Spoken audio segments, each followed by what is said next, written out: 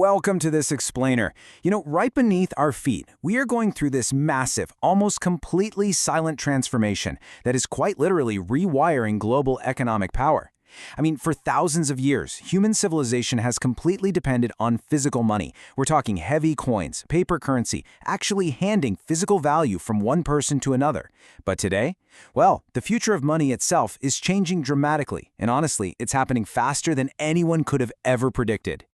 Okay, let's dive into this. Seriously, take a second and just think about it. When was the absolute last time you actually paid for something? Maybe a coffee, your groceries, a quick cab ride, using physical paper money. If you're like millions of people around the world right now, it might take you a moment to remember. Our daily habits have just completely shifted. And this isn't just some convenient new tech trend anymore. We're talking about a fundamental restructuring of how the entire world transacts. All right, let's jump into Section 1, the Old Guard, the fall of physical cash. So to really understand where we're going, we have to look at how incredibly fast we left the past behind. For thousands of years, our traditional banking systems and global trade, all built on physical coins and paper. Then, just the past 20 years, we saw the rapid adoption of credit cards and online banking. Boom, a massive leap forward. In recent years, that evolved into mobile payment apps where your smartphone basically became your wallet. And then we hit the pandemic era. The pandemic acted as a massive accelerant, like pouring gasoline on a fire. Businesses everywhere suddenly pushed for contactless payments. E-commerce absolutely skyrocketed, and the shift from cash to a digital-first economy was essentially locked in permanently. Now, you might be sitting there wondering, why are governments and major financial institutions so eager to just wave goodbye to cash? Well, they see the digital shift as a massive, sweeping upgrade in efficiency. Digital transactions offer lightning-fast transaction speeds. We are talking about the ability to execute instant international transfers, literally moving money across the globe in seconds instead of days. Plus, a digitized system allows for much easier tracking of business operations. And, absolutely crucial for states, it offers significantly improved government financial monitoring capabilities. To the big institutions running the economy, digital money is simply a better, much more traceable tool. Moving right along to Section 2, the Rebel Disruptor. The cryptocurrency revolution. But hey, institutions aren't the only ones playing in this new digital sandbox. Let's make sure we clearly define what we mean here. Cryptocurrency is a decentralized digital money system operating completely independently from our traditional central banking structures. When Bitcoin first popped onto the scene, it totally challenged all of our core assumptions about what money actually is. It introduced this wild idea that, hey, you don't necessarily need a government or a central bank to issue and verify value. And what started as a super niche internet experiment, it did not stay small for very long. Soon, thousands of additional cryptocurrencies followed. Platforms like Binance grew at just an explosive rate, offering global trading services and helping to turn digital assets into a massive, heavily populated financial market. Today, we are talking about millions of global investors, daily traders, and tech enthusiasts moving billions of dollars around. Of course, explosive growth like that triggers an intense international debate. And the arguments are sharply divided. Supporters strongly argue that decentralized crypto brings increased financial freedom and drives massive technological innovation.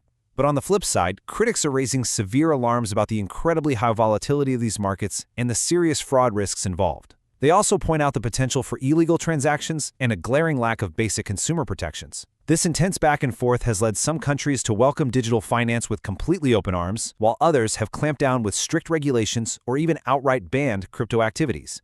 Let's move to and see how this builds into Section 3, the Empire Strikes Back, the rise of central bank digital currencies. You see, governments are definitely not just sitting back watching the crypto revolution happen. They're actively creating their own digital alternatives. We call these central bank digital currencies, or CBDCs. Simply put, these are digital currencies controlled directly by governments and national financial authorities. They are designed to modernize economies and lower transaction costs, sure, but they make sure to keep the actual power firmly in the hands of the state. And several countries are already incredibly deep into researching and testing these systems. China's digital yuan is currently one of the most closely watched examples of a government-led digital currency in action. But they aren't alone. Governments across Europe, Asia, and the Middle East are also eagerly exploring and running pilot projects for similar CBDC systems. And this brilliantly illustrates the stark philosophical clash happening right now. It's like looking at two different worlds. On one side, cryptocurrency. Its control is completely decentralized, its origins lie with private tech enthusiasts, and its core goal is financial freedom. On the exact opposite side, CBDCs, fully centralized and government-controlled, originating from national authorities with a core goal of state efficiency and economic modernization. They're both digital money, for sure, but their underlying philosophies are complete opposites. Which brings us to Section 4, the human collateral, privacy, security, and inequality. As we rush toward this shiny digital utopia, we have to ask, what are the real-world complications? Because a fully digital system creates absolutely unprecedented risks compared to just handing someone a $20 bill. First off, there's the major concern of privacy. A cashless society gives institutions incredibly increased financial surveillance capabilities.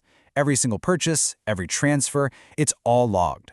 Second, we face the very real threat of highly sophisticated cyber attacks on our banking infrastructure.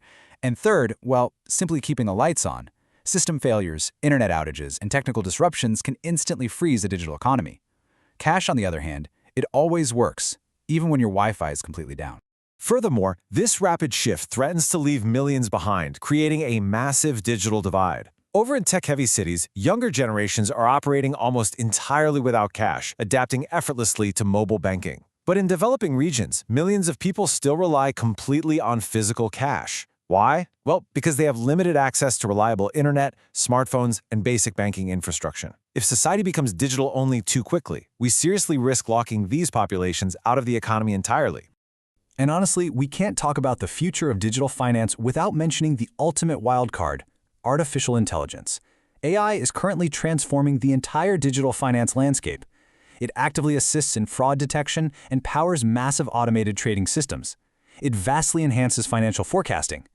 However, handing the reins over to AI also dramatically increases the risks of rapid algorithmic errors, sudden market manipulation, and a really deep, sometimes fragile technological dependence. So the crucial point is captured perfectly right here. Future financial power may increasingly depend on control over digital infrastructure rather than traditional physical banking networks. We're seeing massive technology companies expanding their reach deep into financial services. Moving forward, the institutions that own the servers, the AI, and the payment networks, they're the ones who will hold the true power, completely eclipsing the traditional bank branches of the past. Finally, let's look at Section 5, the unknown future. 3 diverging paths for the global economy.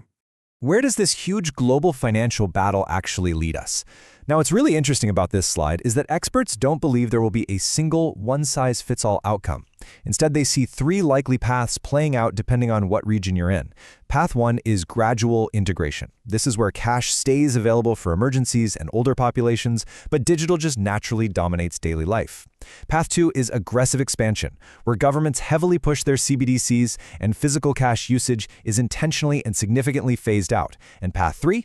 That's regulatory slowdown, where fierce public resistance, deep privacy concerns, and cybersecurity fears actually force governments to hit the brakes on a fully digital transition. Ultimately, we are likely going to see a patchwork of all 3 across the globe.